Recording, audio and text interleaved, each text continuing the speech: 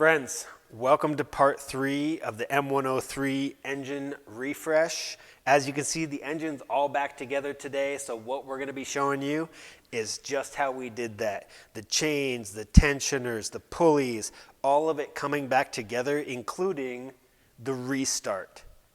So let's get into it.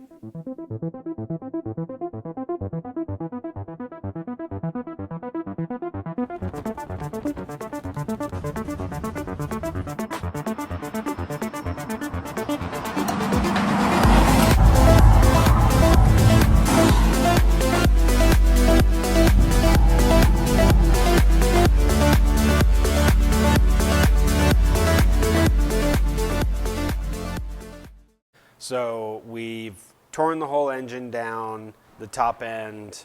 We checked the head. We wanted to make sure that that was level. Did all those things in steps 1 and 2, and got it all the way down to removing the timing chain. We removed the oil pump chain, which allows access to the timing chain to come off.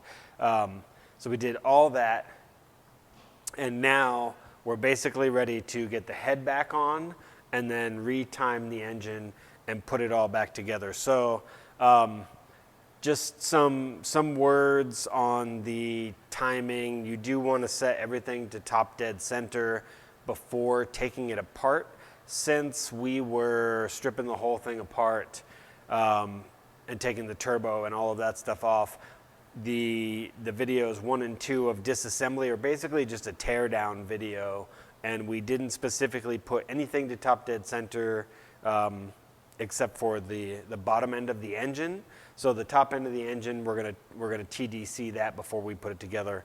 But so this will show you how to time the whole engine, and it's a little different than what you may be approaching if you were just replacing a timing chain or something like that, because we did take the whole thing down. So over here we have the bench of parts. This is everything that we're gonna need. Timing chains, oil pump chains, serpentine belts, tensioners, gaskets, head studs, valve covers, all of that good stuff. It's all here. Depending on what your needs are, you'll need to research and purchase that stuff. I'm not going to put a link to all of these different things that I purchased because this is very specific to me and my needs for this full top end rebuild and for the turbo specifically. So over here, you can see inside we've got the block cleaned up nicely. We came through with a little 400 grit and some brake cleaner, and just made sure to get all of the gasket material off and everything that we can. So you have a good mating surface here. You can see down in the timing chain and oil pump chain area, that's all ready to go. Chains are removed. And then over here on the head, we did the same thing on the head that we did to the block. So came through with 400 grit and just got that all nice and cleaned up and got it prepped and ready to go back on. So that's the next step, is going back on here with the head. Here we've got Wayne. He's crouching. He normally puts his head down when I speak on camera so that I don't catch his eye, which is awkward. Checking in from Colorado. This is my buddy Davey. As you remember, he helped us find the dark helmet, the A6 here. And out here somewhere, oh, there he is. There's Ethan. I was putting Ethan to work on the valve cover, because while you get your valve cover off,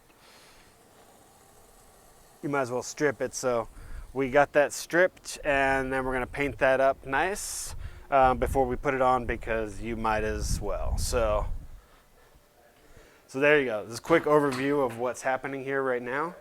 And we're going to go ahead and dive into this job. Check out this girthy gasket. Hedgehog Racing, 3mm, multi-layered steel. No joke.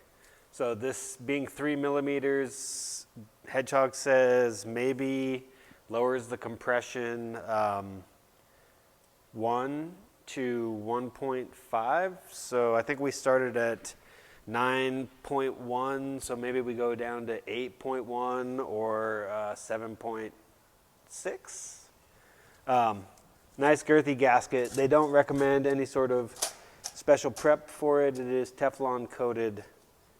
So bolt it up. Yeah. Which is my favorite part, because screw you, you can't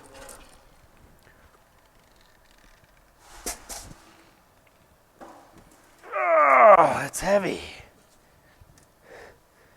It's heavy, and now I'm up in this awkward place. You got me back there? Thanks. All right.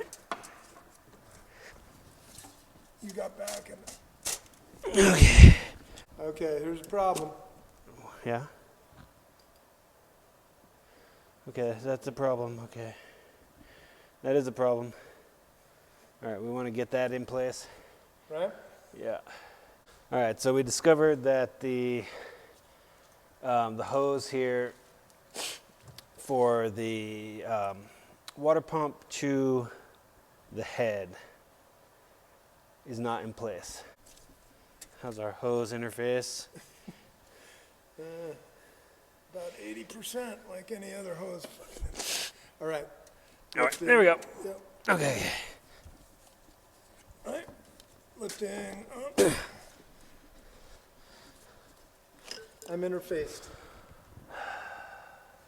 All right, so this is for the Elring head gasket. There's a tightening sequence. I'm gonna go ahead and drop the bolts in that sequence, and I'm gonna use my trusty little wrench. Don't be afraid. I'm not torquing this at all, I'm just using it for speed. I'm gonna go ahead and dip the ends of my studs in some motor oil for just a little bit of lubricant as we go in. And then we'll come back and we'll start to look at torquing and stuff like that. There we go, first stud dipped. Fingers, starting the threads, take it nice and slow. Last thing you want to do is cross thread your head studs, bolts, whatever you want to call them. Did I say I was going to go in sequence? Because I lied. I'm just going to go front to back, and then I'll come back through and we'll tighten down in sequence.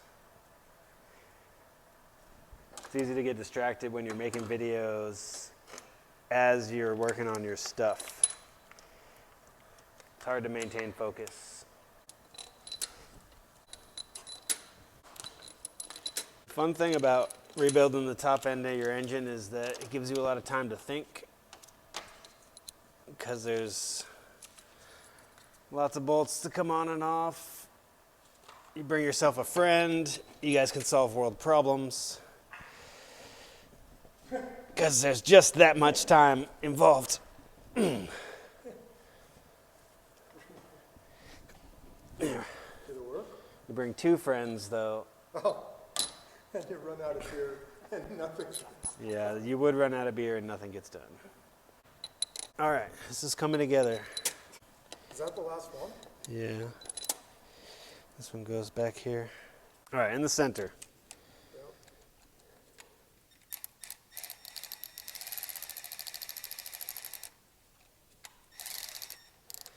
Notice that we're not really getting this down very tight. We're just getting it snug.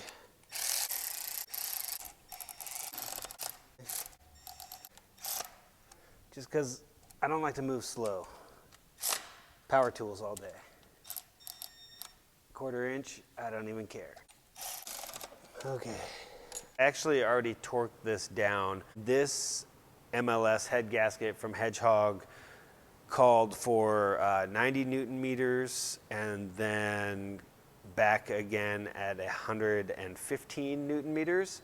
And then we're supposed to run the engine, get it up to temp, and then torque it again to 145. So that's the Hedgehog spec, and we are using the ARP head bolts, so they're plenty strong and they're not a torque to yield type of bolt. So like I said, I've torqued this down already, and you just need to follow manufacturer's spec for your head and bolts and all of that sort of thing.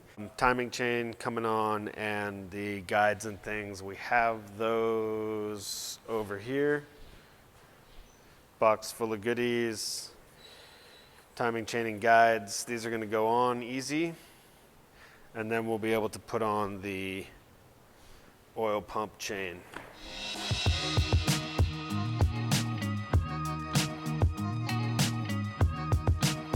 Here we've got the chain back on with the guides, little mention of TDC, right? So we did lock the crank to TDC with the crank lock, and then we rotated the cams to TDC, which is this dot oriented here with that line. And then kind of the trick that I found, at least to getting the chain back on, is you put the inside plastic guide on first, then the chain came around nice and tight, and then you just have to really work the chain over the gear on the crank and hold it over to the side, this way over to the right side, so that you can slip the tensioner on, and if you just work it, it slips right in there. You don't have to bang it or break it or do anything crazy. And then the cap for the guide on this side for the runner. And so there it is all together. Now we're gonna put on the oil pump chain and tensioner down there.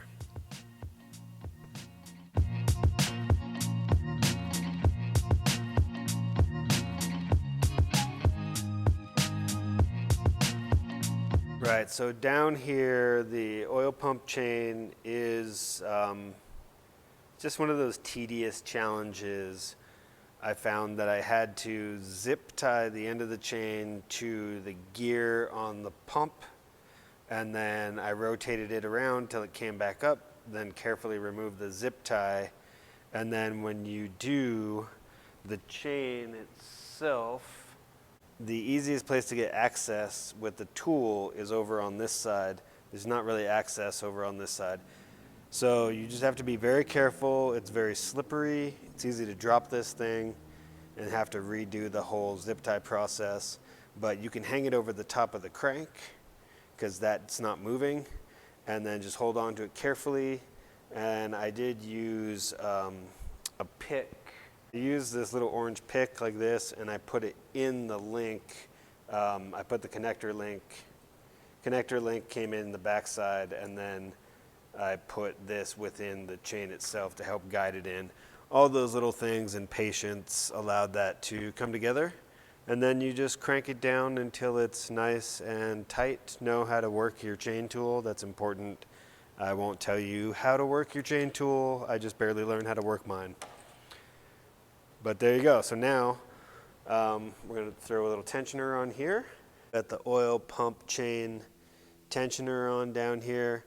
Pretty straightforward. You're just going to kind of finagle getting the spring retensioned as you get it in there. And there is a metal washer, or rather it's like a bushing.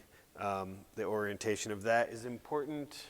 In fact, it looks like this. See, we just did this. This on there. In there. Right, so now it's time to put on the lower case, and I've already done some RTV down there, and we've let it firm up a little bit, tack up, and we've got the case here. You see the RTV beads going down. Might want to put a little thicker bead right there. But that's all ready to go on. And so here we go. Putting it in here. Time lapse time.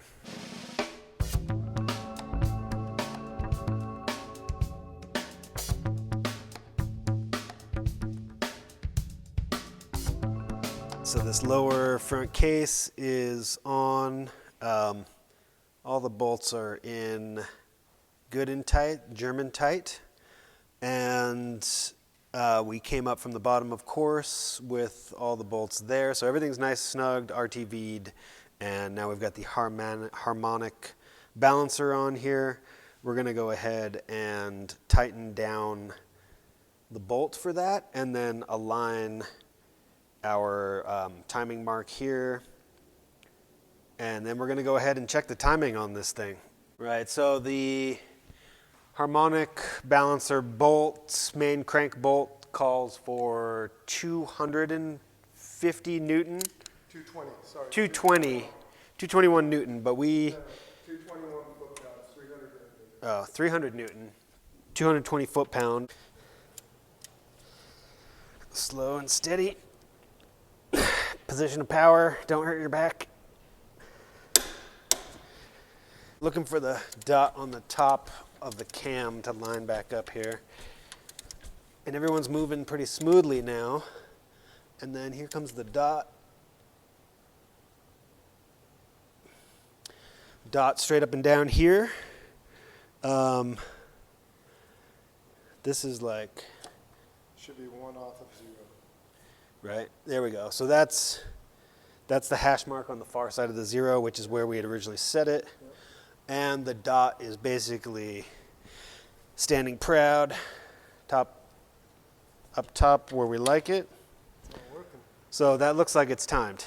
We'll take a closer look here. So down here, this is the mark on the far side of the 0 for TDC when we lock the crank in place. And then this up top here is the mark. Come on, focus. Doesn't want to quite focus. There it is. So that's your mark that the timing is correct for the cams. So mark, lining up, marky mark, and the funky bunch, we're ready to go. All right, so we checked it, timed it, tightened it. Right. What's next? So much more stuff to go on. Lots of little pieces to go on, pulleys, alternator. Now, earlier I said I was gonna skip the water pump because there's a bolt over here and there's a bolt down there. And there's a manifold and all of these hoses and things. And I mean, nothing's ever easy, but that looked like next to impossible. So I watched a Vito's Garage video. He made it look doable, but then he didn't show how he got the bolts back in, and I was thinking, I don't have baby hands. I need baby hands with a torque wrench. So anyway, then I watched the Benz house video, and he showed the right combinations of extensions. But so this is the magic. 1/4 inch stuff. 1/4 inch with wobbles will get you into these zones like you would never believe. And so invest in some 1/4 inch stuff for everything. So this is not a water pump bolt. This is a manifold bolt, but just as an example of how I managed to do this, you take your bolt and you go down in there, and then when you look down in there, you slide it in into the hole, and then you pull the magnet straight up, and that is how I suggest you work on that water pump. All right, slow and steady. We've got the top timing chain cover, RTV'd it up a little bit. Gasket in place, a little RTV over in the corners there. Hopefully, if you were following along with this, you bagged your bolts and all of that stuff and took some good notes, because it's important. But this goes back together pretty easy. Or does it? There we go. There we go. Oh, hold on. I didn't love the way that went together. Thank you. So, there we go. The crank seal here just wasn't going on how I wanted it. So I put a little pick on it, push it into place so it's not getting folded over. And Michael Jackson's your uncle. We're ready to put some bolts in. Cue. Yeah. I don't know, but maybe you inherit the what was that? Elephant Man bones? Yeah. So could be. Oh, yeah, that'd be cool, right? All right. Cue the time lapse. Regarding the assembly sequence, you should put on the alternator bracket first, as the bolt holes are obscured by the harmonic balancer. The sequence of the rest of the pulleys and everything else is more or less inconsequential, except for, of course, the fan, which you'll be putting on after the belts.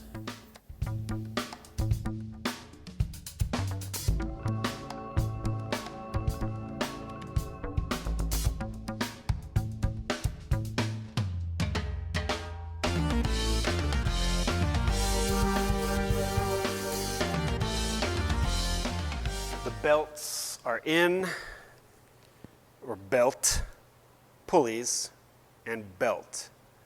Really wasn't too much to do here except just bolt it up, pretty straightforward, and stare at the belt diagram until you realize what's going on, so you can route it the right way. So that's good. And now we got manifold to go on, exhaust manifold, a couple coolant pipes, and some coolant. And then I think we're actually going to start it.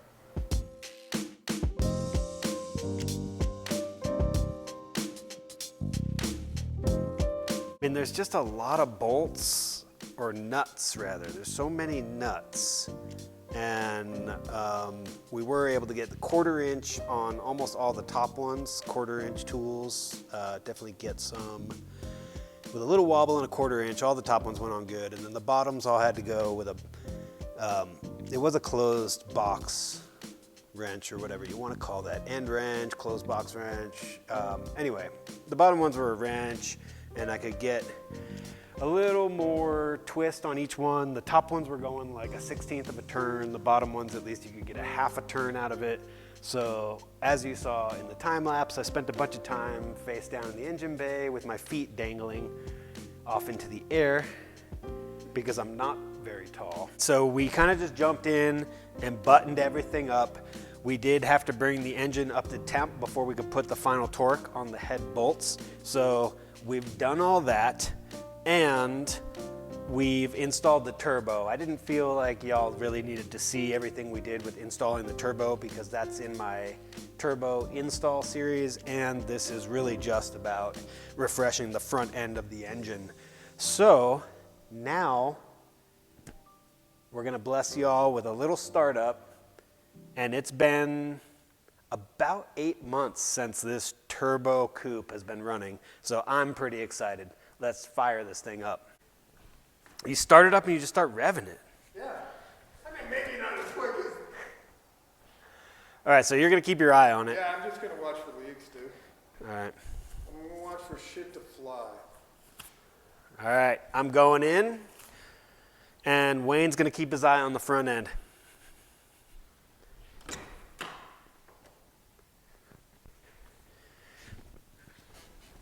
All right. Are we ready? Here we go.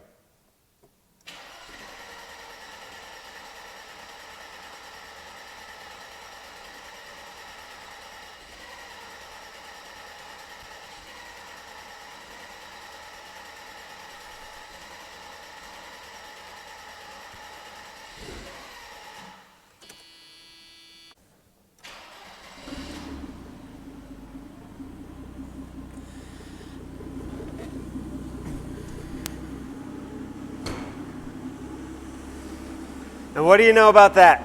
Basically seamless startup. Honestly, we just messed with this thing for like 30 minutes because it's not the same engine it used to be. And it's got lower compression. We had to adjust the air fuel mixture and stuff. But now it's running. We're pretty happy. I can hear something, and then I don't know what it is. If you hear it, maybe let me know in the comments. But all in all, super happy. Full refresh on the engine. We're ready to go. as many more miles as we possibly can, another 500,000, who knows. But super excited now that we've got this thing up and running. Soon enough, we'll be doing the whole like vanity video on the thing, which I've never gotten around to, and just enjoying the turbo coupe once again. So friends, thanks for checking it out. As ever, you know, keep your tools clean. Make sure you have a buddy you can bounce ideas off of. And, you know, until the next one, friends, be well.